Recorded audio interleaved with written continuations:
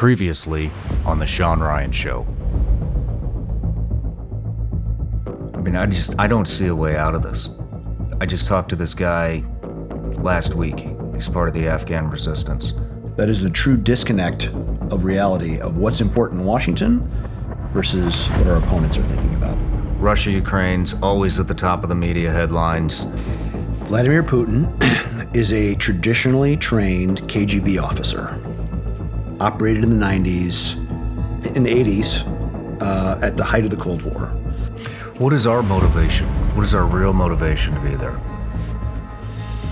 It's that neocon attitude of weaken Russia, destroy Russia, all the rest. The promises that were made, hey, we're not going to extend NATO farther east. The neocon paradigm that is dominant in the Democrat foreign policy now is one that Russia must be destroyed and embarrassed and brought to heel, etc. Back to the Wagner Group. Leader was just shot down a couple weeks ago. Yep. What was that? You see the images of them in St. Petersburg together, and he gives them the embrace. I don't know, was that like the kiss of death? When we get back, we'll start diving into Frontier Group.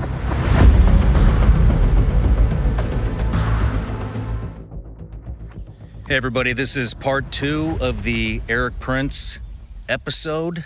Once again, this episode has been censored by me to fit the YouTube community guidelines. If you want to see the uncensored version, it is over on my Patreon. Please head over to Apple and Spotify. Leave us a review for the podcast. Tell us how we're doing. And once again, we see you guys taking our content, making these cool reels and helping promote the show. We made it easy on you. There's a link below. There are thousands of reels from all the episodes. You can download them for free, turn them into your own creation, send them out into the world, make money on them, monetize them. All we ask is that you give credit to the Shawn Ryan Show. All right, and thank you all for doing it. Cheers, everybody. Have a great rest of your week. Much love. All right, Erik, we're back from the break. We're going to talk about Frontier Group. What is it? Well, after I sold BW, the sale closed in 2010, and I'd moved to the UAE because of Somali piracy, and because they wanted to do something about it. And so I was the advisor for a program which ended Somali piracy. And I talked about that last time. We did.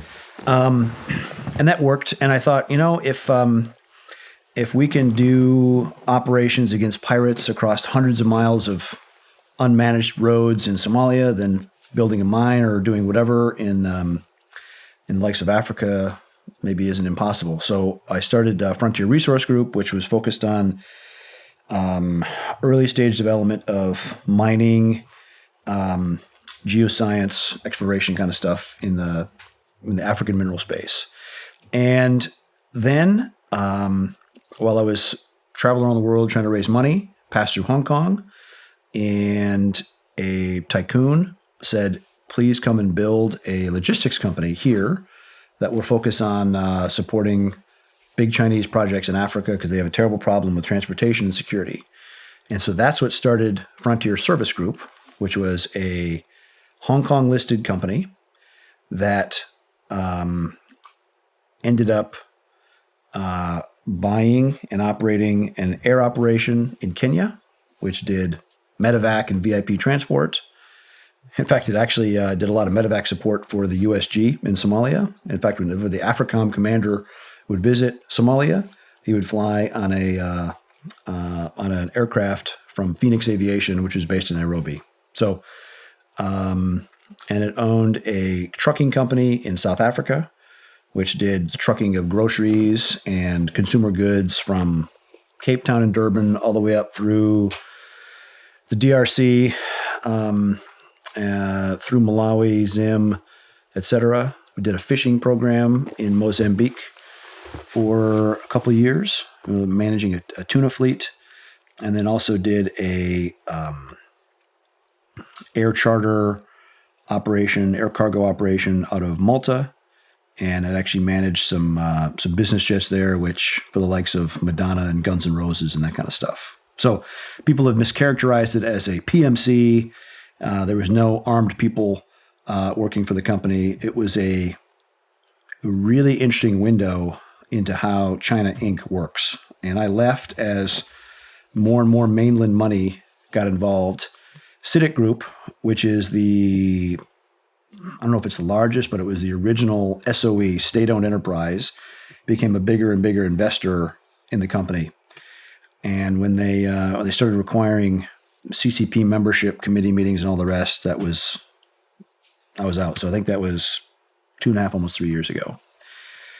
But seeing how slow the decision-making process was and how everything is political on the Chinese side, it really I got to understand how Beijing makes its decisions and how all decision-making is really directed towards what the CCP wants. And I really, I got frustrated because we've had a string of bad CEOs, and there was a Chinese guy that the board could not fire.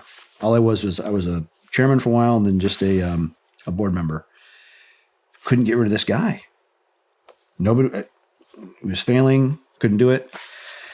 And I read a rather interesting book called The Party. And it's a really inside look as to how the CCP is organized. And they actually have a general personnel department that assigns people into certain roles, whether it's into a company, into a private company, into a government ministry or whatever. But people are very concerned about China taking over Africa. They have a bit of a head start, but it's a very fixable problem as well because they don't do local development the way a Western company does. Everything, if China goes to build a mine or a project somewhere in Africa, they take everything with them from China, down to the guy that cooks noodles and the barber. I mean, everything. They don't do any kind of local empowerment, extremely racist, extremely abusive towards the locals. And so all those governments are quite happy to have Western capital and Western quality of work, but the Chinese do black bag diplomacy very, very well. And so even the law of unintended consequences of all the anti-corruption stuff that the U.S. pushes for, which is a legitimate, noble goal, but it makes it so that it's very difficult for any Western companies to go operate in a very challenged, corrupt environment. Even the French, right? The French have a bribery issue. They can actually deduct it on their taxes. Really? Yeah. So it's probably appropriate that it's in some places that are not the United States. That is just how business is done. And yes, we should fight against it, but there are some things that America can't control. And I think Washington needs to probably realize that. But so China pushing into a vacuum, if a country needs, at the same time, the U.S. is saying, we're going to help you with your gender issues and your whatever that might be, or green transformation in a country where people don't have electricity, don't have an all-weather road they can use, or access to clean water. The U.S. is pushing gender issues. It is a mismatch of wants versus needs. But China will come in and say, it's a huge miscalculation.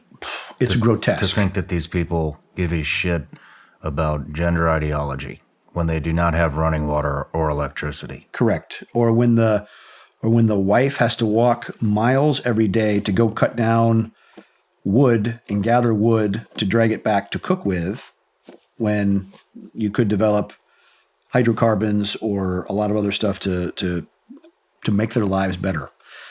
But China will come in and offer, if there's a road or a dam or whatever needed, they basically come in at about 3 to 4 times what should be market retail price.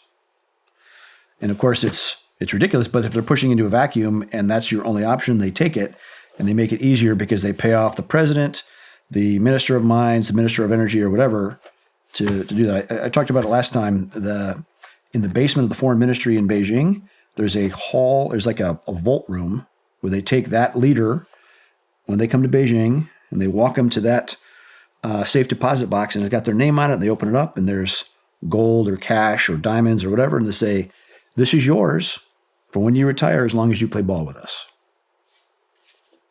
That is the Chinese way. And, but again, most of Africa desperately wants to do business with America. They want Western investors, but it's probably one of the best things the Trump administration did is they changed development finance. Well, it used to be OPIC, Overseas Private Investment Corporation, and they changed it to Development Finance Corporation, and they grew its balance sheet from 24 billion to like 65 billion.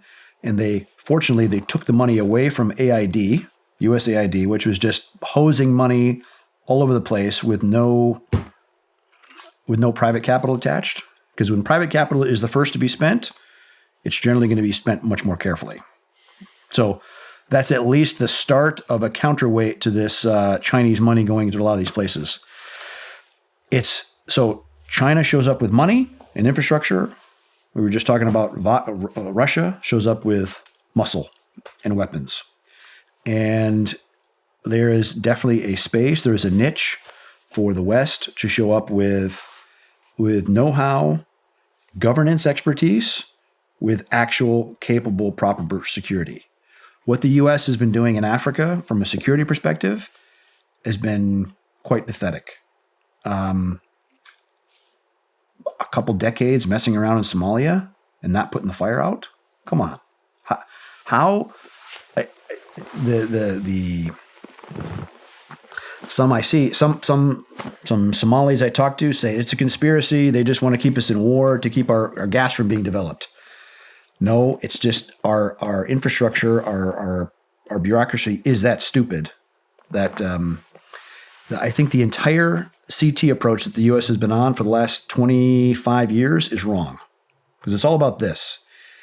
It's all about finding the top guy, cutting the head off the snake, ignoring the fact that there's always some other asshole or five that are happy to step up and do that. If you look at the history of warfare and putting these fires out, the Punic War, the Peloponnesian War, the Punic War, the American Civil War, World War I, World War II, the winning side crushed about 30% of the enemy's fighting power. As brutal as that sounds, these wars, these insurgencies, are won by defeating their finance, their logistics, and their manpower. I don't care how good this guy is. If he looks left and looks right, nobody's there, then it's over. So the hundreds of millions of dollars of high-end drone and surveillance capability to find one asshole, when I have friends that have been in Somalia as soft guys or ground branch guys or whatever, and they're so frustrated because they'll see on video, they'll see 300 jihadis, Al-Qaeda, Al-Shabaab guys fighting or training, doing close order military drill at a camp in the bush somewhere, and they can't get permission to attack them because the authorities are to go to this guy. Well, this guy is in some village next to a bunch of other civilians, so it's impossible to get permission to take the shot because you might kill an innocent kid when you have 300 or 500 assholes that one big Fire Force type operation could take out. That's a serious flaw in that no serious officer of any rank calls bullshit on that. I find very, very troubling. Yeah, me too. Me too. Because it's you could have said you've done the same thing about 1,000 different occurrences like that in Afghanistan when the Taliban are surrounding an enemy camp. They're laying siege to it. Okay, we have guns, we have artillery, we have helicopters. Do a Fire Force. They've just presented you a magnificent opportunity to kill 200 Taliban at one time. Stop this nonsense. Go back to actually what works in warfare and destroying the base of their pyramid. Makes a hell of a lot of sense. It's really not an original thought. It's just as old as the history of warfare. What do you think we should be doing in Africa? Should we be there, or is it irrelevant at this point? If look, some are all. I love internal combustion engines. I will be probably one of the last people driving an internal combustion engine. But if there are those that want to transform to an electric economy, all those minerals are going to come out of Africa. That's where the vast majority of that supply is. And so competing there, right? So I think one of the reasons the Russians have been helping to tip over all these Francophone countries, Mali, Burkina, Niger, Guinea, Gabon, I would say Chad or Congo Brazzaville probably be next. Is about dominating the world's supply of yellow cake, of uranium. You've spent a lot of time in Africa.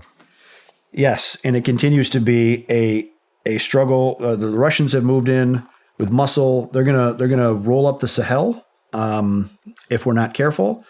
There are ways that the U.S. should push back that can, and you do it through commercial and through. I hate to sound like I'm beating a drum, but I am. But a private approach, because it allows you to operate with and through a foreign government, a host government that desperately wants the help, that doesn't have all the stigma, all the bureaucracy, and the expense that comes with sending conventional uniformed U.S. forces. It is a great opportunity. We should use a lot more SOF personnel in a long-term advising, mentoring role where they live with. It's not a JSET. It's not a 2-week exercise where they deploy and they do some training. No, we should have SOF guys that speak the language, that attach themselves in these places, because they will serve like a skeletal structure that indigenous military at first depends on, but it learns a lot from. And if you provide that leadership, intelligence, communications, medical, logistics expertise to those units, it works a lot better. And you can do that either with an active duty SOF guy that you give him a budget to help carry that forward, or you do that with a contracted SOF guy who has that experience, who's there working, whether paid for by the U.S., paid for by a Western government to secure that supply chain. That works. Because, operations in difficult areas are very, very difficult. And if you depend only on the indigenous forces, if you read the after action report on that, like 2017, there was a U.S. SOF element that was ambushed in Niger, and 4 Americans were killed. One of their mistakes, they had a long convoy of vehicles, but they'd concentrated the expats into a few vehicles. And so when the shit was on, a lot of those indig units ran away immediately. If they had spread their expat big brother mentor in each of those vehicles, he would have said, hey, follow me this way, and it could have kept the unit together. Obviously, they needed air power, a little bit of air power, even very unsexy air power. But again, the procurement process of the DoD is so awful. I remember I bought the first Super Tucano in North America in 2005 already. Had it fitted out with a FLIR and a G-Box, a cell phone intercept kit. We had it set up. We could drop laser-guided bombs. And the idea was that we could do liaison fire support aircraft, provide it to a JSOC element in Afghanistan or a SOCOM element somewhere in whatever weird African country where contractor flying the aircraft, either an active duty guy doing the weapons release, or even better, someone from the host country. So it's always a host country guy deciding that. But that is the cost-effective, practical way of building air power. Cecil Rhodes, you've heard of a Rhodes Scholar. Mm-hmm. He made a lot of money, dominated the whole southern half of Africa in the gold and diamond trade. He dominated the space in Africa with the Maxim machine gun and 3,000 guys. That's it. Air power today is the Maxim machine gun. I would say air power and then maybe a little bit of armed drone capability, which lessons from the Ukrainian war now have shown that an armed drone can be as cheap as a commercial drone that'll drop a grenade. That adaptation of air power gives you an overmatch, right? This was the first thing we taught us in the SEAL teams. Don't pick a fair fight. So somehow find a way to bring overmatch with you. That's the paradigm that should be applied. But the existing AFRICOM mess is it's not right. I think even the whole SOCOM headquarters should be shut and restarted. Really? How many officers at SOCOM headquarters actually come from a soft background? I don't even... 5%. That's it? Correct. It's become the place where people do their joint tours, and so it should be called NOCOM, Normal Operations Command, not SOCOM. I'm not insulting the guys that come from a tank unit or an infantry unit or a ship, but if they didn't come from a special operations unit, how are they at Special Operations Command headquarters deciding on plans, policy, procurement, all those things that make SOF unique? The whole reason SOCOM was brought into being was to prevent a Desert One debacle so that you had money that you could spend, authorities, and unique training capability, because special operations is different than a normal operation. Again, in a special operations unit, you equip the man. The man is the weapon system. In a conventional unit, you man the equipment. As you're seeing in Ukraine, artillery and tanks, particularly artillery, is still the king of battle. That's a different paradigm to warfare. And if you're going to operate in the weird, wacky edges of the frontier, where you don't have the luxury of having all your stuff along, you need a highly adaptable, innovative, devious mind that will find a way to win. And that is not the paradigm that a conventional military operates with. You've heard the buzz about ketone supplements and how they can boost your workouts by helping your body use fatty acids for fuel. I take a shot of HVMN ketone supplement before my morning workout. It's focused energy. It's not an energy drink though. It's like a feeling of being in the zone. I don't feel hyper jittery, anxiety, stuff like I get when I drink too much coffee. They're great for cycling, long runs, and all kinds of workouts, and can help you stay sharper on a regular basis. We also just received some exciting news. In addition to being available in select Equinox gyms, Ketone IQ can now be found in local Sprout stores nationwide. I wish I'd had this product when I was on active duty. I get better endurance, I don't get the crash, and it helps curb my appetite. HVMN is offering my audience 30% off your first subscription order of Ketone IQ. You can save 30% off your first subscription order of Ketone IQ at hvmn.com/Shawn. Again, visit hvmn.com/Shawn and subscribe upon checkout for 30% off. Did you realize that if you have a credit card with a $10,000 balance and only pay the minimum every month without any additional charges, it will take you 8.5 years to pay that card off? That's right, 8.5 years, and that does not even include the extra fees from compounding interest. Trust me, you do not want to let this happen. Instead, call our friends at American Financing and learn how your home equity can help pay that balance off even faster, potentially saving you $700 a month, maybe more. It really is possible to get those kinds of savings while also getting out of debt faster, and it could even happen in as little as 10 days when you call American Financing. So why put this important call off? Pick up the phone right now and see what they can do for you. There's no upfront hidden fees, and if you start soon, you could delay 2 payments. Even if your credit isn't perfect, you need to call. They have a credit card team that may be able to help you, and the service is free. Call today, American Financing, 866-781-8900. That's 866-781-8900, or visit AmericanFinancing.net. So with all of, switching gears here, but with all the Russian influence in Africa and all the Chinese influence in Africa, are those two, are they colliding at all? I wouldn't say colliding, they're cooperating. I would say a lot of the Chinese big infrastructure projects would be trending towards hiring some Russian capacity for security or enforcement.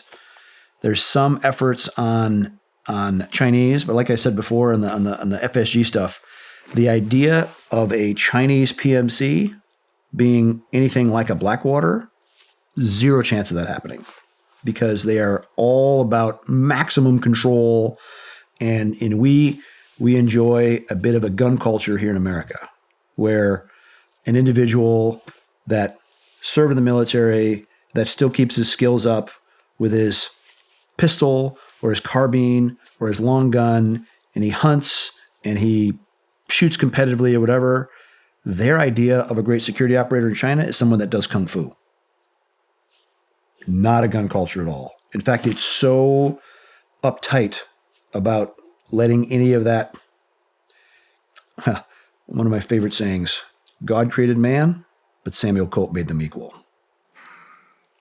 It's a fact, right? There's nothing more empowering for a smaller stature female than being armed, right? That puts her on the same playing field as a 6'8" dude.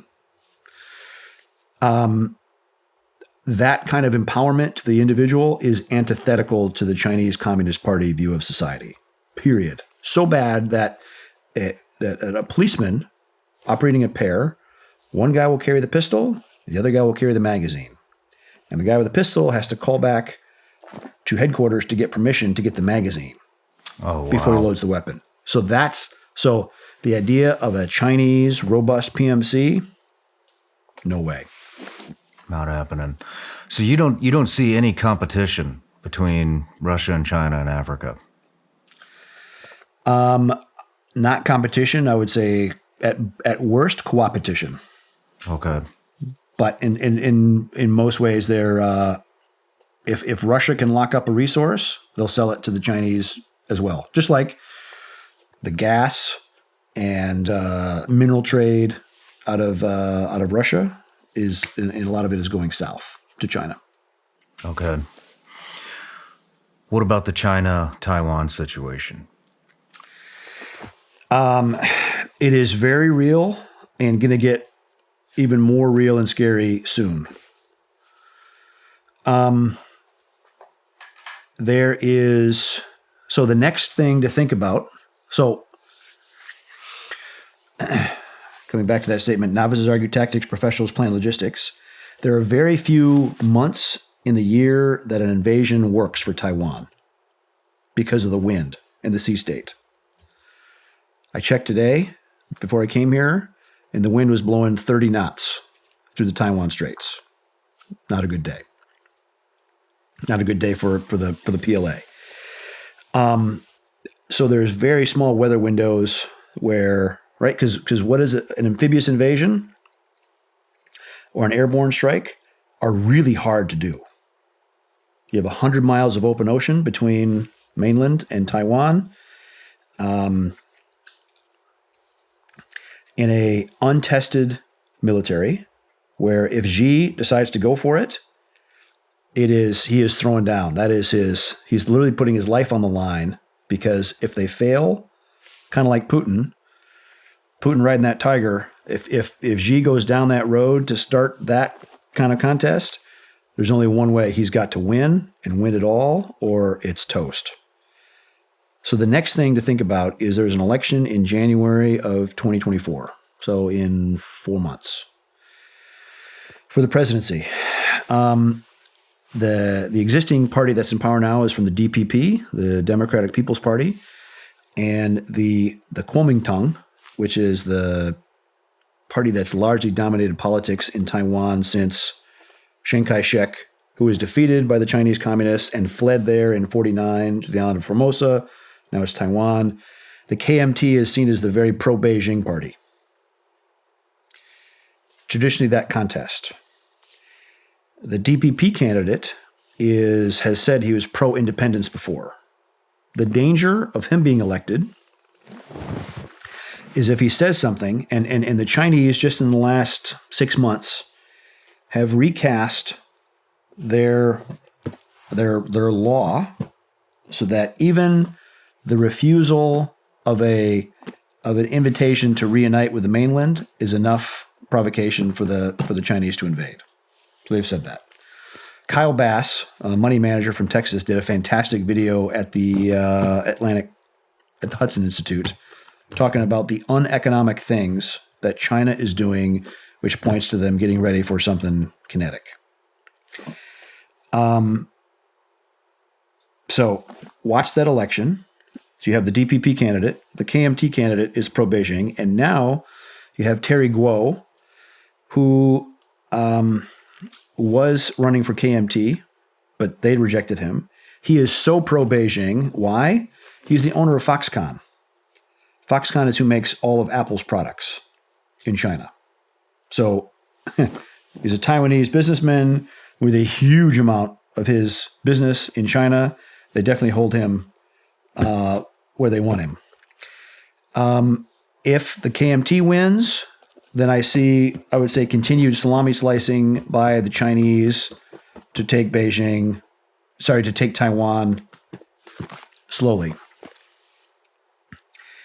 All scenarios are not great because you have massive firepower organized on the Chinese mainland, all focusing there. And like I said, anything that can be identified as a target can be smashed, including aircraft carriers with 5,000 Americans on board, etc. Our submarine fleet will be more important, essential than ever. That's the only thing that could get in any way close. So as you see China making these uneconomic decisions, and I'll give examples. Their aircraft, the big banks, the big state-owned banks have for 25 years been buying more and more Boeing and Airbus aircraft, buying them to lease to the Chinese national airlines.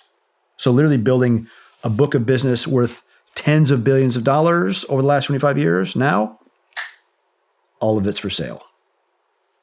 They're getting ready to be sanction-proof. Chinese banks are moving all of their foreign currency, all their dollars that they hold, away from Western banks where they'd be subject to sanctions. Chinese government has stored up 1.5 years worth of wheat consumption. So just as recently as last fall, when you had severe food shortages during the party convention, so that was October of 2022, important, Xi has now been elected to a third term. Really since Mao, the party leaders served 2 5-year terms, 10 years and out. Xi said, oh no, I'm staying. And so he's now a third term, and he's basically president for life. He has replaced all the finance people in his cabinet with people that ran the missiles, the Air Force, and the Eastern combat regions. So he's really replacing financial technocrats with pipe hitters. He, at the party congress, where he gave his speech to the whole 1,000 people in this room, Hu Jintao, his predecessor, he literally had him hauled off and dragged out of there as I'm in charge now, you're not. And then replaced any of the other people in the Politburo from Hu Jintao's clique with his own lackeys. So he has assembled absolute total control of the Chinese state. It's bad. And so when you have no one that's opposing you or no one that's even going to bring you bad news, it tends to cause people to make bad decisions on bad information. Kind of like Putin had, saying, oh yeah, we'll be great in Ukraine. It'll go swimmingly well. At least the defense of the Ukrainians has, I would say, caused another level of pause on the Chinese before they go all in on seizing it. Why does Taiwan matter to America? Because they make 90% of all the high-end computer chips that literally make our way of life possible.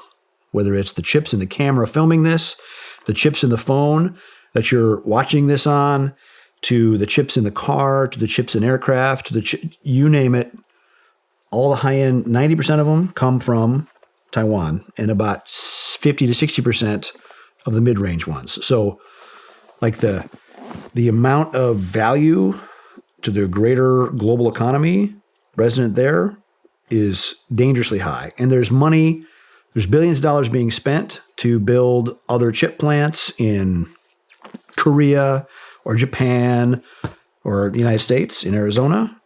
But that's years from now and it's an exceedingly difficult, precise thing to make, as you can imagine, fitting that many microprocessors on a few millimeters of silicon. So what does this look like? I had an old frogman buddy, Tad Devine, may he rest in peace. He, as a UDT, before there were SEAL teams, he did a hydro survey of all the beaches of Taiwan in like 1959. I said, Tad, is there any good beaches there? He said, no, there's no good beaches for hydro. Thank God. But the few that there are would be right in the north and the southern tips. Taiwan itself is exceedingly difficult terrain. The middle of it is a high mountain range. The east side of the island is largely uninhabited and very, very difficult to get to. But all the stuff facing the Chinese mainland is where all the chip plants are and where all the population is. The best thing that could be done, because there's not any silver bullet weapon system. There's not some magical aircraft or missile or even submarines at this point that would deter an invasion. I think if the U.S. funded or organized or encouraged a serious home guard to be built in Taiwan. Like I talked about for the American Revolution, 40% were pro-crown. There's probably about 40% of Taiwan that would be plenty okay with reuniting with Beijing. They think it's just fine. They don't need their individual freedom. There's 30% in the middle that don't really care either way. There's 30% that want their freedom, or at least status quo, so they can keep on being Taiwan. All we need is 3% of that population. So there's 24 million people in Taiwan. That's about 720,000 people. Taiwanese armed forces at like 1 million. No. It's like 150 to 200,000 active duty. Useless. Super corrupt, super penetrated, super lazy. Their training is a joke. If a home guard of even 500,000 people were equipped and trained with basic firearms, basic demolitions, teach them how to do a claymore, an EFP, a good roadside bomb, so that you create real uncertainty about how quickly an invasion, an occupation, and domination could be accomplished. Anytime you're going to do an invasion, the first 24 to 48 hours are very, very in question for the invading force. Look at any airborne assault, whether it's Normandy. Thank God the Nazis had been pinned in place by the Jedburghs and by Allied bombing. In Operation Market Garden in the Netherlands, the U.S. and Brits got slaughtered in an airborne invasion because they're vulnerable. This invasion will be very, very vulnerable in the first hours and days. The thing that the Beijing planner could not account for is 500,000 people that are gunned up, that live in those areas, and they say, not today. I will defend my house, my family, my neighborhood. I prefer to remain free. That's a very, very tough light to extinguish. There should be 100,000 EFPs stockpiled on the island in lots of different caches. You can do them through fire departments, through civil defense centers, police departments. Yes, a lot of those will be compromised and turned over to the CCP. So what? You could leave enough residual capacity of small units, give them the means to communicate discreetly and covertly. And why? Because if Beijing's going to go for it, they have to know it can go fast. Why? Because they import about 75 to 80% of all their hydrocarbons. They are extremely vulnerable to a blockade themselves. All the hydrocarbons, oil and gas, that come out of the Middle East, comes through the Straits of Malacca. It's only 1.5 miles wide. Very easy, asymmetrically, to shut off tankers from using that. Gotcha. Makes sense. All the gas that comes into the country comes in through Turkmenistan, through Kazakhstan, through the northwest corner. Accidents happen on pipelines. Another pipeline runs right through Burma, from the port of Jopio, right up the old road to Mandalay that the U.S. used in World War II to support the Free Chinese fighting the Japanese. and that is what should be a soft mission, is figuring out how to in a deniable or unconventional way be able to clip those resources, because again, China cannot stand the negative narrative that would erupt around them going in and being brutal in Taiwan. The reason they couldn't do Hong Kong at the height of protests in like 2018 and 19 is because there was hundreds of thousands of phones. I mean, hell, there's a Chinese garrison in the city, but they weren't going to roll them out and do it Tiananmen Square style because there was so much means to communicate to show any kind of brutal crackdown. So if you give the people of Taiwan the basic means of communication, of recording mainland badness, and especially the means to defend themselves, even basically, that will deter, because that becomes a very incalculable risk. Because look, I remember in the Blackwater days that we could take somebody in 5 days that had never touched a gun in their lives, they basically had zero martial skills, and we could make them a competent operator with a rifle that could shoot, move, and communicate, run through a stress course safely and competently in 5 days. You give me a Taiwanese guy for 3 weeks, some basic small arms, some basic urban tactics, some basic urban ambush capabilities, a couple days of improvised demo, some comms, some medical, and then some regular reserve training. It's cheap. It's very effective. And it would actually, I think, be a unifying theme across Taiwanese society. They're trying to do it now. They're doing it with airsoft guns. Do it with real guns. Go to the CrossFit gyms. Go to the Boy Scout leaders. Go to the natural.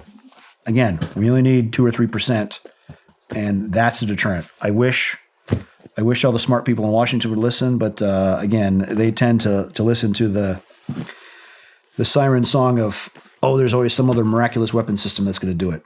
What smart people in Washington are you referring to? But, the ones occupying all the E-ring. Yeah. So back to the communications piece, because that made a hell of a lot of sense with the phones and being able to record the brutality. Are you saying that Taiwanese don't have that capability? It's a stated goal that if Beijing has a go at Taiwan, they're going to do all they can to smash any and all power, water, and telecom, and to shut it down in Taiwan so that it is completely isolated, completely cut off, and blockaded. And I don't know that. Here's the thing. Do I want my kids and your kids fighting and dying for Taiwan? No, they shouldn't have to. We can empower Taiwanese, that 3% of that population, give them the means to defend themselves. That's enough of a deterrent factor. Because again, the frustrating thing about the Pentagon for me is that they keep running. They're going to run the same playbook that the Chinese would be expecting, and then we'll be surprised when aircraft carrier battle groups get smoked. Yeah. I mean, if Taiwan, were those percentages that you rattled off, was that for global? Was that for the world's computer chips? Or was that U.S.? Global. Why aren't more countries involved in this? In producing them? Why aren't more countries concerned about Taiwan? It seems like the U.S. is the only one concerned, and it seems like only about half of the U.S. is concerned. Look, the Europeans are waking up. The Koreans are very concerned. The Samsung, LG, they're spending billions of dollars building more chip capacity, but the really high-end chip capacity is still resident only in Taiwan. That needs to be replicated elsewhere. How are more nations not? It's a good question. Look, the Japanese are highly concerned. Also, I guess it makes sense. I mean, we saw. I mean, I don't know what it's called other than stupidity. We saw the stupidity with the gas coming from Russia into Europe. Yeah, Trump called it when he said hey, Germany, wake up or you're going to be, subjugated to Russian gas. And they laughed and I don't understand the German mindset because they even after the invasion, they still shut down nuclear plants. Nuclear is clean, highly efficient, and effectively renewable because you can reprocess the fuel and use more of it and use it again. I don't understand the green mind blob that's overtaken the Germans. But even the Japanese are doing significant reforms to their defense and trying. That Prime Minister Kishida has been trying to do that. But at the same time, he's getting arm twisted by Rahm Emanuel, the U.S. ambassador, to adopt all this LGBTQ whatever legislation, which is a complete distraction from a very conservative Japanese society that's trying to prepare to defend themselves from a mortal Chinese threat. But again, gender seems to be a greater priority for the Biden administration than for preparing against or deterring against any conflict from China. Why are we seeing this gender ideology just consume everything? It's just it's spreading everywhere. It's in schools. It's in advertisements. My it's in uneducated stores. guess is that the massive lobbying and information capacity that was spooled up to promote and get gay marriage approved, when suddenly it was, you had all this idle capacity, and somebody put more funds into it to say, all right, let's push gender. And I think I was talking to a psychiatrist friend of mine because I asked him, I said, what is causing this gender thing? He said, every decade or so, there's 3% of population that's highly susceptible to suggestion. And in the 90s or the 2000s, it was anorexia and bulimia, and that was the issue that people were wrestling with. And now it's become gender. And so to actualize yourself and to get attention and all the rest, and especially reinforced and amplified by all the maladies and bad things that come with social media, you have this gender cult, which is wrecking society. What do you think it stems from? Is it the money behind it? Is it the surgeries? What is it? I think it's they've created a lifelong patient. Correct. A lifelong patient, and the doctors and the surgery centers that actively get involved in this need to be held to account, because how is this not a violation of the Hippocratic Oath? Let's move into CIA reform. Okay. Look, the United States needs a robust, capable, devious intelligence service that is focused on collecting information and providing information so that policymakers can make very good decisions. They are not in the business of pushing information domestically to pursue a desired policy outcome. Big difference. The 1947. So, I mean, I'm a big enough advocate of the special operations intelligence world that one of my kids is named after Wild Bill Donovan. An amazing guy, lawyer, Medal of Honor recipient, World War I, started the OSS, the Office of Strategic Services. I mean, he left at the end of the war, and the CIA was started in 1947. We need covert action. We need daring operations. Right?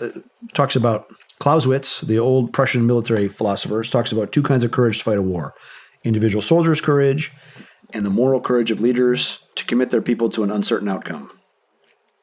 We need both of those in Washington, but we're especially lacking in moral courage. You need an agency that's willing to dare to go do high-risk stuff. The issue is it's become a highly politicized organization that is very risk-averse and very tilting towards perpetuation of the status quo of party power politics.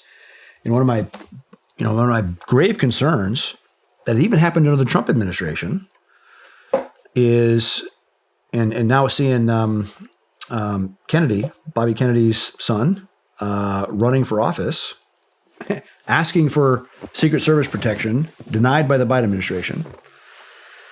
But whatever happened with the Kennedy assassination, there was I think there was a Warren Commission. And because of I have a business partner who's a real ballistics expert, and he's done all the analysis on what the Warren Commission found for the shooting of John F. Kennedy, and there's no way it was a lone shooter. And I even read a very detailed analysis of urban sniping that said there's no way it was one shooter. So in 1992, Congress passed a law that said within 25 years, everything related to the Kennedy assassination must be declassified and released to the public within 25 years. The 25-year date was 2017. Mike Pompeo was a CIA director, and he didn't release the documents, nor has the Biden administration. And so I'm wondering, what the hell is it that they're covering? Maybe it points to the agency. Maybe it points to organized crime. Who knows? But for heaven's sakes, for this republic to function, we need the disinfecting effect of transparency, and let it go. Let those facts out. The same issue, even if you've heard of Havana Syndrome, which is started in Havana, and there was U.S. diplomats, people assigned to the embassy that were suddenly coming down with terrible blindness and TBIs, literally traumatic brain injury that you could detect on a brain scan. In one case, there was a guy in Colombia affected, and this has been in India, in Vietnam, in Vienna, even in Washington, D.C. This has been going on all over the place. And there's a big gap between the agency director saying, well, this is not a foreign power, this is not a hostile power, and there's a hell of a lot of other fact pattern that points to this being done by a Russian hostile foreign power. And I'm bothered by the fact that the agency would want to gloss over this, telling its own people that they're liars. That is not how you engender the trust and confidence of your people to be willing to go do very dangerous things on the behalf of their country when their country will f them over and leave them hanging and tell them they're liars for, in some cases, a guy had a brain scan 2 weeks before, was fine. Incident happens, and there's definitive measurable damage to his brain caused by this Soviet-designed, actually came from Kharkiv back in the early 70s. So that's a problem. We need truth on that. You know, I interviewed a case officer on this show all about that, who supposedly got hit with one of those microwave weapons. Unfortunately, he was also one of the CIA guys that, do you know who I'm talking about? Palomeros. Yeah. Who's also one of the... Yeah, one of the guys that claimed that Hunter Biden's laptop was Russian disinformation. Yep. And so I just disregarded the entire episode because, I mean, is he reliable? Look, I in that case, that was an attempt by the Democratic presidential campaign to enlist as much credibility as they could, and they grabbed every other fellow traveler they could from the intel agency that thought that Trump would be bad for the CIA, and so they say, oh yeah, without any real knowledge, they say that looks like Russian disinformation. But, I mean, as wrong as it was, and it was 1,000% wrong, it worked for them. A lie told often enough has a way of somehow coming true. That's how Joseph Goebbels did it as well, the Nazi propagandist. So you're saying this technology was developed back in the 70s? Mm-hmm. Are we using it? I don't think so. You don't think we're using it on our own people? I mean, there's reports of this happening at the White House, at the White House stairs, different hotels in D.C. I don't know, but I would not be surprised if the Russians felt empowered enough to do it wherever the hell they chose to. How do you think it's being employed? What do you mean? What does it come from? Does it come from a handheld device? Does it come from a satellite? It's not tiny. It's not satellite. It's got to be something line of sight. I don't know that much of the detail of it. But. Do you know anything about these energy weapons that are kind of starting to show up? You mean lasers or what? Well, I mean, I can't remember the name of the company, or I don't know how to pronounce it. It's like Eprimus or something. But I've been talking to the CEO of the company a little bit, and he sent me some. I mean, it's open source. You can see it on social media, but it's these. It almost looks like a surface air missile trailer, and there's videos of drones coming out, and it'll just disable the drones mid-flight. All of them will fall. There's no ammo. There's no sound. There's no nothing. So it's a jamming device, though. I don't know. I think there's different options. Well, here's the thing: there's autonomous drones, which is going to navigate its way. You're going to launch it, and it's going to navigate its way to a point and crash into something. So you need really good targeting information before you launch it to do that. Like the Shahed 136, the cheap one that the Iranians have developed that have been smashing into a lot of buildings in Ukraine and hitting their infrastructure. It's like a $20,000 to $50,000 drone that they developed. And that actually, the first version uses a simple version of terrain contour matching, which is it's what the old Tomahawk missiles did in the 80s, where they'd literally take a map and you'd have a map loaded into it, and the camera would follow, and it would keep following a river or look for certain nav points. In that sense, it doesn't need that drone doesn't need any outside command input to find where it's going. In fact, it can even fly into a jammed environment because it's following its way off of what it sees on the ground. So a jamming device is not going to do much to that. You have to hard kill that. You have to knock that out of the sky. But all these other first-person drones, or even an AI drone where it's going to be communicating and coordinating with the drones around it, if you have a big RF jammer, which jams the command link, that's what's making all those things fall down. Okay. Unless it's hitting it with some kind of laser energy where it literally has to burn it out of the sky, that's another option. But that takes a lot of energy.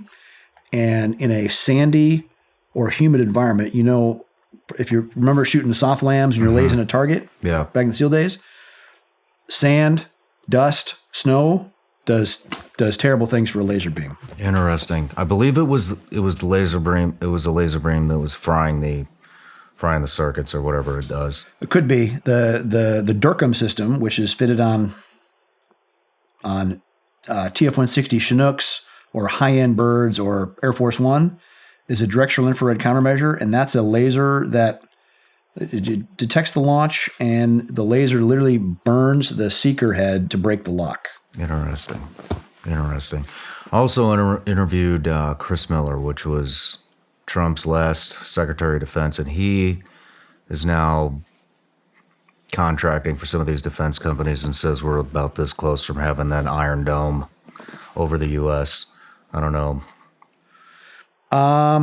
Maybe that would be amazing. In my travels, I managed to meet the guy that made Iron Dome possible in Israel, and it was a hell of a story because his kids were in kindergarten with my buddy's kids, and that business was bankrupt, and Rafael came to him and said, "Build us the brain, the operating system, which will do this." And so, Iron Dome receives the incoming telemetry, the trajectory of where it was launched, where that missile or that rocket is headed, and it does the calculation in about a second and a half of where it is and where it's going to land, and it figures out if it's going to land in an open field, let it go. If it's going to land near a school or an apartment building, shoot it down, and it builds the firing system, the firing solution that quickly to shoot a incoming rocket with another rocket. And they've got the unit cost down to about $50,000 a shot. Damn. Which is that's spectacular. incredible. And the next thing they'll try to do is to do that with a laser, which will be a lower cost shot. But again, wait till it's smoky or foggy, and again, advantage back to the attacker. Well, since we're on the tech subject, I know you have a new phone coming out. Well, yes. And we talked about at the beginning about the consolidation of American industries across the board. And whether it's airlines, insurance, food, one of the reasons the tech sector has gone so big so fast is it was the most unregulated space, and they were allowed to consolidate without limits whatsoever. So now you have Google controlling 90% of search. So they literally control your access, your search of data. You have Facebook, social media guys controlling 70 to 80% of all that messaging. When Zuckerberg paid $20 billion and bought WhatsApp, he did that because every message, call, picture, whatever that passes through from WhatsApp is analyzed by their algorithm to sell advertising. And that became very clear to me when I managed to piss off my wife. And she sent me a scorcher of a text on WhatsApp. And for the next 2 weeks, she was getting endless advertising from divorce lawyers and from Match.com. Oh, man, are you kidding me? Absolute fact. And then seeing what, you have effectively a duopoly between Apple and Google. Apple about 30% of world market share, Google the other 70%. Those are the two operating systems which control those phones. So if you're running any Android today or any Apple iPhone, they know where you go, who you call, what you buy, and what you browse. The companies do. And they resell that data, your data, to advertisers. And even despite all the nonsense or the noise that they're saying, how we respect privacy and all the rest, your advertising ID follows you everywhere. Even if your phone is switched off, or if it's in airplane mode, it's still pinging Wi-Fi, it's still pinging towers, it knows exactly where you are. And then seeing what happened with big tech deciding who could be on the app stores, throwing them off, and literally controlling and censoring speech. I said to a couple of buddies of mine, because we had a project we were working on, a cyber forensic thing, and I said, let's pivot. We need to do a phone, an independent phone platform that is not subject to the whims of Google and Apple. And so if you've ever heard of Pegasus. I have not. It's an offensive cyber virus used for hacking phones. Okay. The guy that developed that is our CTO. But he did it not to be offensive. He did it as a way for a phone company to do remote phone service. They send you a text, they click on it, fix your phone, and then leave. When he became offensive, he left and he went and built a very secure phone, which is still used by governments today.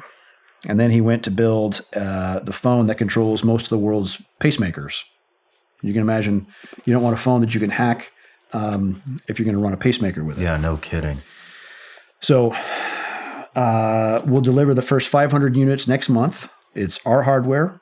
It's Android-based, but it's all our code. Our phone, not made in China. Supply chain not coming from China. With our operating system, with our own store, antivirus, VPN, and secure messenger. And look, if you're 16 years old and you posted what you had for breakfast on Instagram, it's probably not for you. But if you're an adult that cares about where you go as your business, and it's not to be your data is not to be traded on with everyone, that's something to think about. So we'll sell the phone for just under $1,000, comparable in speed, storage, camera quality to the highest end of what the other guys sell. But our operating system does not contain any of those hooks for harvesting and selling your data. So it's a proprietary phone and hardware. Correct. Operating system, hardware, all the rest is called unplugged. And we're pretty excited about it. It also, it comes with a with an actual kill switch. Because again, if you turn this phone off and you separate this, it separates the electronics from the battery so that off is off. And so you buy it for just under $1,000. The second year, you'll pay $10 a month, and we guarantee that none of your data is collected, stored, analyzed, or resold. If you still want to use other secure messaging apps like Signal or Threema or Telegram, that's available in our app store. We even have... Is it necessary? Would it be necessary at all to have Signal other than contacts? Nope. No. We have our own secure messenger. It works voice call, video call, and our messenger generates a new encryption key every call. No shit. Yes. Incredible. And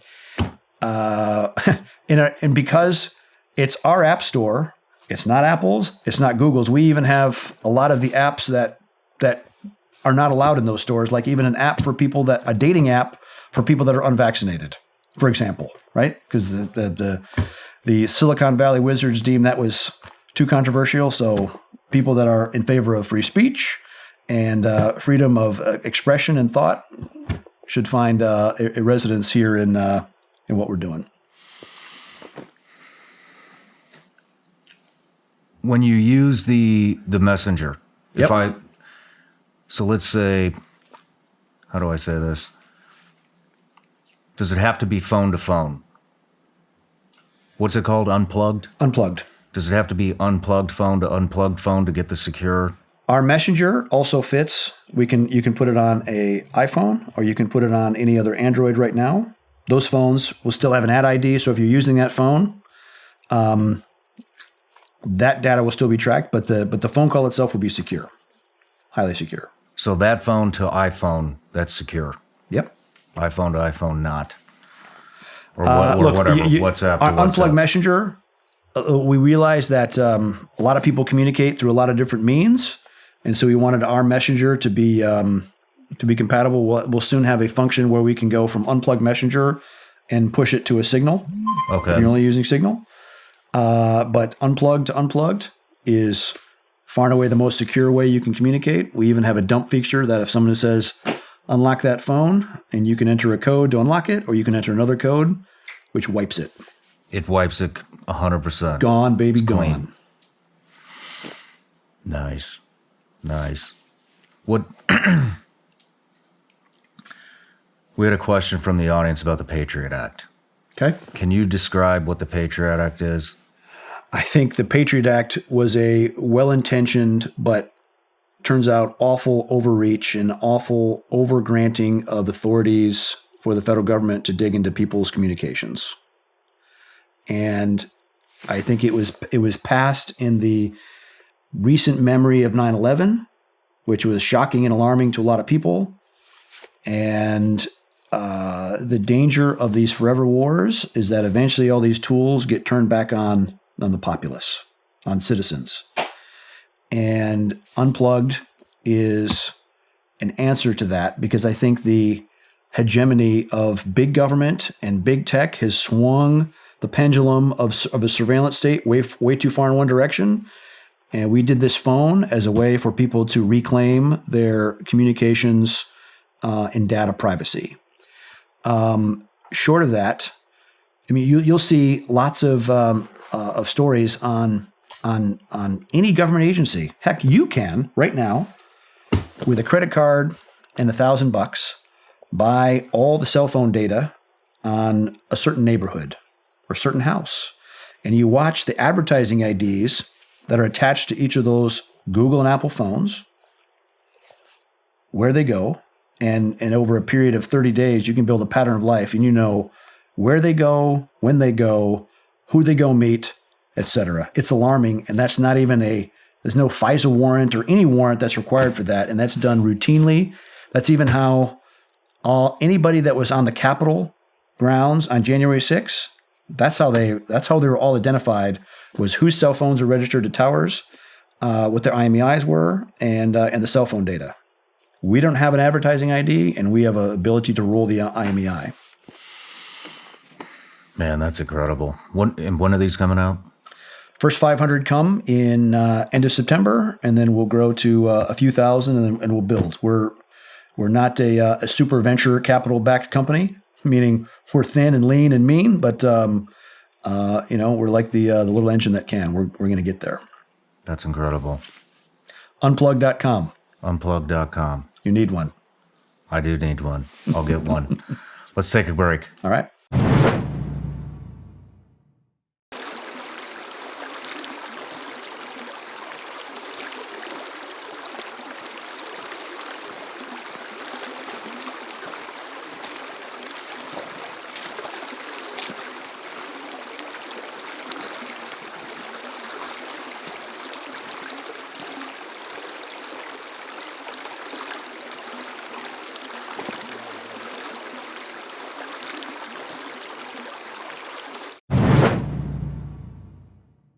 All right, Erik, we're back from the break, this last segment, but we covered a lot of ground, a lot of what's going on in the world, a lot of what's going on in the country.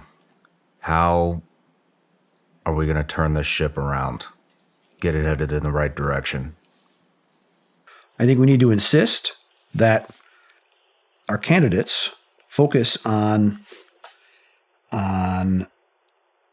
making America competitive, that the elements that made the American dream possible are still possible. Because the more regulations that are on top of us and the less competition is bad, whether you're an entrepreneur or whether you're a labor guy. So this is something that even the most Democrat voting International Brotherhood of Electrical Workers should be concerned about is, are there enough businesses competing so that he can spend his money effectively and efficiently, and that he's not stuck with only one employer that can pay him, right? That is an issue.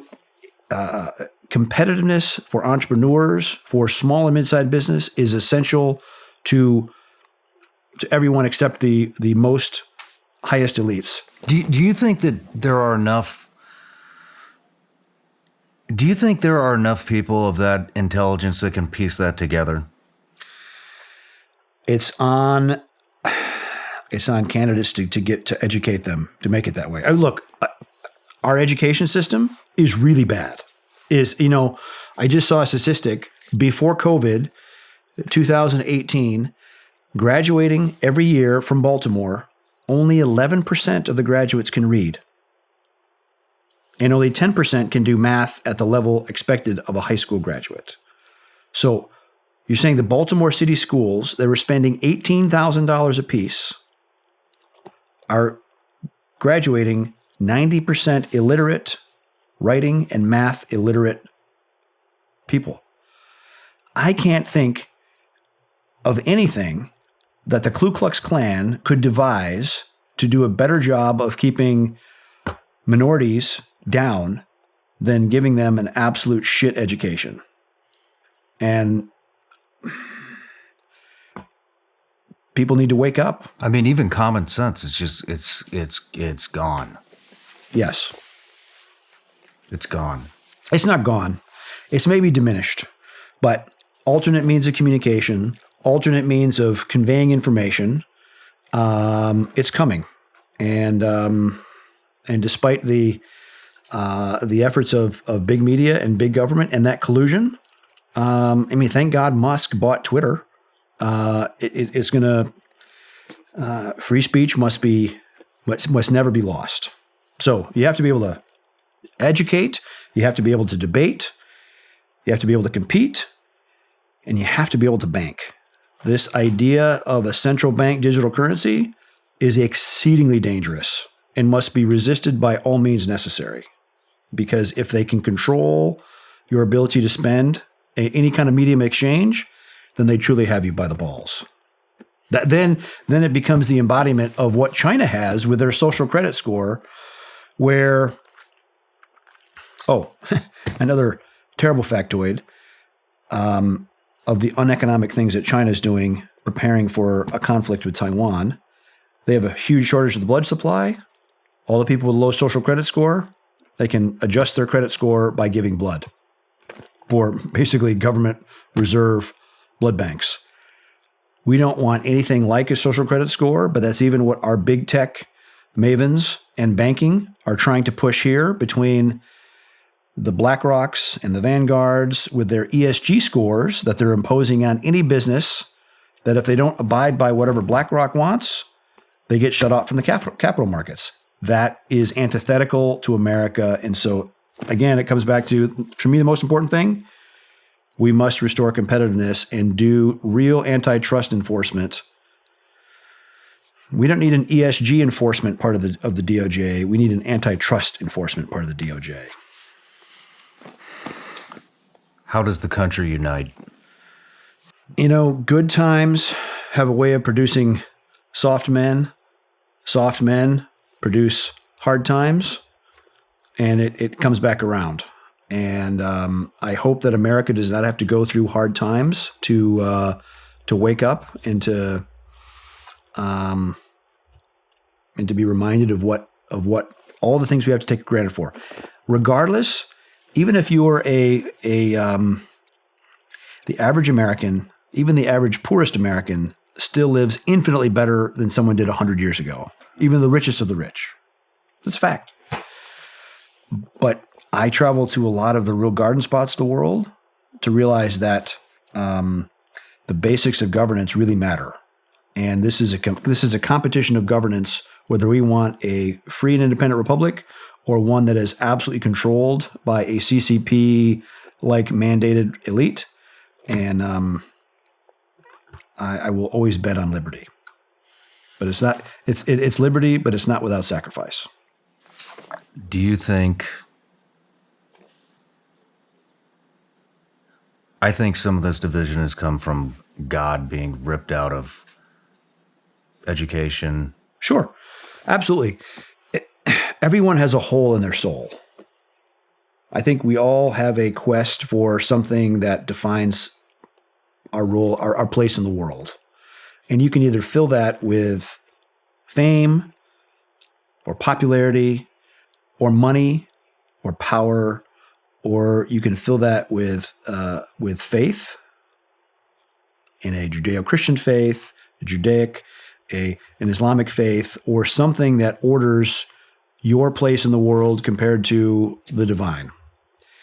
And the rejection of that, the problem in America has been people saying, "I am God," and that they can make decisions without any consequences to themselves or others.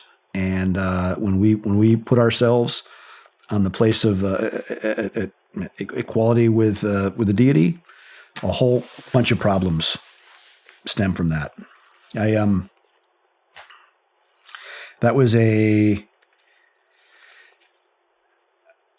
I'll never forget having to do the first death notifications of the guys that died working for BW, and tried to provide them and the families with as much support as possible. And we even hired a chaplain. We hired the former chief chaplain of the Marine Corps, Father George Pucciarelli. He'd actually been on the ground in Beirut when the Marine barracks was bombed in '83. Full career as a Navy captain, but was the chief chaplain of the Marine Corps. And I convinced him to come out of retirement to be our company chaplain. And he was the design of a great chapel at Blackwater, because I figured we'd given our guys the best colleagues, the best training, the best equipment, and I wanted to afford them the ability to have some kind of a spiritual understanding, a relation with their creator, and we were going to build a chapel. And instead of building that, the entire federal government came for us, and I ended up paying lawyers and ended up selling the business. But it's an unfinished business for me. What was his name? Father George Pucciarelli. What drew you to him? I looked for a strong old school priest that understood faith, and he understood the challenges of wartime and ministering to the men and the challenges that they faced out there doing it. The challenges it put on their marriage, the challenge that it put on their relationship with their colleagues. And so we had two things at BW that were unusual for a private company. We had a company master chief, a retired SEAL master chief, Herschel Davis, old Vietnam vet. And, he handled a lot of the good order and discipline issues when you have thousands of guys deployed. Some guys do stupid things. And then Father George took care of, he did baptisms, he did weddings, he did a lot of marital counseling and all the things that went with having lots of guys deployed. I did not know you were tied in with Herschel Davis. Of course. That guy lived on my same block. Really? Where I grew up. Yeah, he lived on a corner lot, and he always had people driving through his yard. He was always out putting traps and shit out in his yard to try That sounds like Herschel. Yep. Herschel managed a spot, a remote spot that we managed for the government for many, many years, and he was the kind of the chief of that base, and that was perfectly in his strike zone. Yeah, I saw him on the Discovery Channel, and I was like, "Holy shit, that's my neighbor!" Yep. And went down to go see him, and he was gone. It was just his wife there. But wow, interesting. Do you still have contact with him? Of course, talk to him every few weeks. That was the greatest privilege of starting BW and managing it, was the amount of colorful characters that we got to employ. And I'll never forget offloading the Little Birds when they first got to Baghdad, and there were a bunch of vets from Black Hawk Down that had just happened 10 years earlier. And they said, "Mr. P, thanks for giving us the chance to do this again. This is what we're good at." And that was the culture we tried to build of stepping forward when the mission is required and finding a way to get it done. Wow. We need more of that in America. Yes, we do.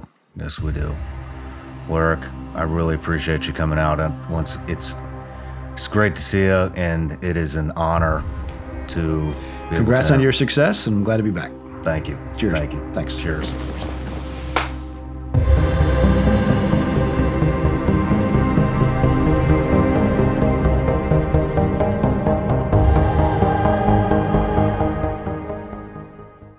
Hey everybody, I'm Shawn Ryan. Click here to subscribe to the Shawn Ryan Show YouTube channel for the hottest and most compelling interviews that you will not see anywhere else. I've also made a playlist of all the previous SRS episodes so they're easy to find. You can find that right here.